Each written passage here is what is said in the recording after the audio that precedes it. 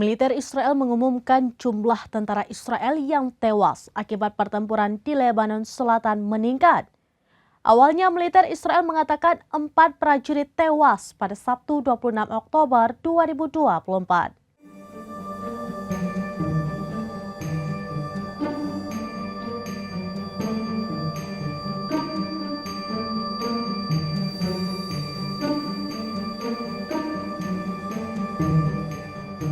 Dikutip dari Anadolu Agency, 1 dari 4 prajurit tersebut adalah seorang sersan mayor cadangan berusia 47 tahun yang bertugas di Batalion 8207. Namun sehari setelahnya, militer Israel mengumumkan jumlah prajurit yang tewas bertambah menjadi 5 orang. Korban tewas yang terakhir ditemukan adalah prajurit yang juga menjabat sebagai guru. Sementara 14 prajurit lainnya mengalami luka-luka dalam pertempuran melawan pasukan Hizbullah.